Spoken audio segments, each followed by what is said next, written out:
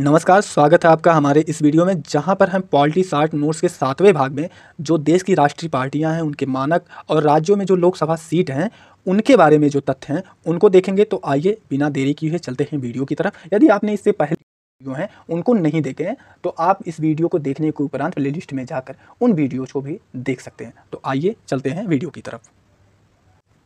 यहाँ पर हम वर्तमान में जो राष्ट्रीय पार्टियाँ हैं और उनका जो गठन वर्ष है और जो मतलब राष्ट्रीय पार्टियों के मानक क्या होते हैं उनको देखेंगे। पहले हम देख लेते हैं कि वर्तमान में राष्ट्रीय पार्टियां कितने हैं और उनका गठन कब हुआ था, इसको देख लेते हैं। देखिए भैया, 6 वर्तमान में राष्ट्रीय पार्टियां हैं। कौन?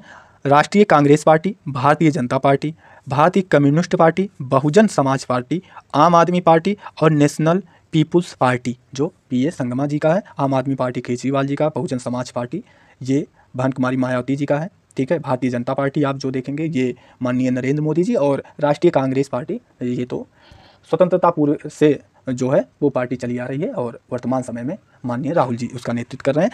अब देख लीजिए कि राष्ट्रीय कांग्रेस पार्टी का जो गठन हुआ कब? 28 दिसंबर 1885, ये तो आपको पता ही होगा। वहीं पर भारतीय जनता पार्टी का गठन 1980 को हुआ था। भारतीय कम्युनिस्ट पार्टी का गठन 1964 में और बहुजन समाज पार्टी का गठन 1984 में। वहीं पर आम आदमी पार्टी का गठन जो हुआ था वो हुआ था 2012 में, जबकि नेशनल पीपुल्स पार्टी का गठन 2013 में।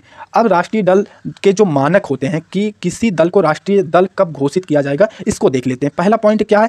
कम से कम 4 राज्य में राज्य स्तरीय पार्टी, मतलब यदि आपकी कोई पार्टी हो और 4 राज्यों में राज्य स्तरीय पार्टी हो जाए तो उसको राष्ट्रीय स्तर की पार्टी घोषित कर दिया जाएगा। वहीं पर दूसरा पॉइंट है कि लोकसभा चुनाव में सीटों का 2% सीट 3 राज्यों में चुने गए हो। मतलब जब लोकसभा का चुनाव होता है और जितने भी 543 सीट होते हैं उनका क्या हो कि 2% सीट आपको मिले, और वो जो 2% सीट मिलता है वो आपको 3 राज्यों में मिले। फिर तीसरा क्या है कि मतलब ये ऑप्शन है कि आपको कोई एक चुनना ही पड़ेगा, इसमें से आप कोई ही लेना पड़ेगा।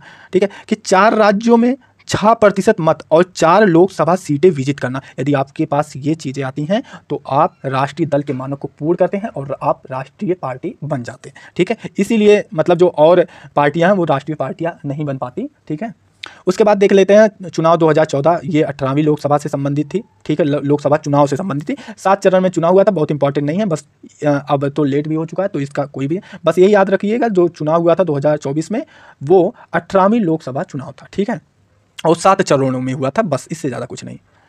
अब अगला पॉइंट हम लोग देख लेते हैं कि लोकसभा सीटें जो हैं वो किस राज्य में कितनी है। जैसे पहला कि उत्तर प्रदेश है, इसमें 80 सीटें हैं। उत्तर प्रदेश में कितनी? सबसे अधिक 80 सीटें उत्तर प्रदेश में हैं। वहीं पर महाराष्ट्र में 48 सीटें, पश्चिम बंगाल में 42 सीटें, बिहार में 40 को सीट। तो उत्तर प्रदेश का आधा बिहार में है, उत्तर प्रदेश में 80 तो बिहार में 40, महाराष्ट्र में 48 है तो पश्चिम बंगाल में 42 है।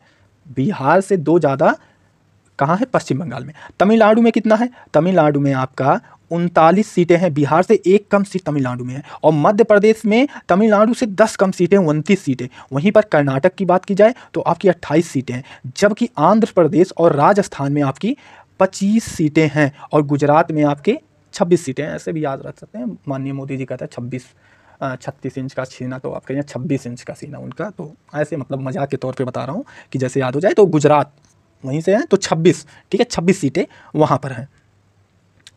उसके बाद हम लोग देख लेते हैं कि उड़ीसा में कितनी है। उड़ीसा में 21 सीटें हैं। वहीं पर केरल में उड़ीसा से 1 कम 20 सीटें हैं। तेलंगाना में 17, जबकि झारखंड और असम में 14 सीटें हैं, जबकि पंजाब में 13 सीटें हैं। ठीक, उसके बाद हम लोग देखेंगे छत्तीसगढ़ में 11 सीटें। वहीं पर हरियाणा में 10 ही सीटें हैं। हरियाणा में कितने? 10 सीटें। और दिल्ली में 7 सीटें। जम्मू कश्मीर और उत्तराखंड यहाँ पर दोनों जगह कितने हैं?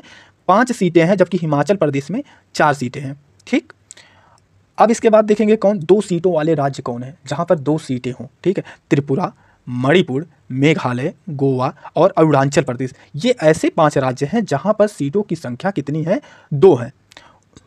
और 1 सीट वाली जो लोकसभा सीट वाली जो है वो कौन? नागालैंड में 1 लोकसभा सीट है। चंडीगढ़, लक्षद्वीप, अंडमान निकोबार, पुडुचेरी, मिजोरम, सिक्किम और लद्दाख, यहाँ पर 1 लोकसभा सीट है। ठीक है, इन राज्यों में 1 ही लोकसभा या केंद्र शासित प्रदेश है 1 ही लोकसभा सीट है।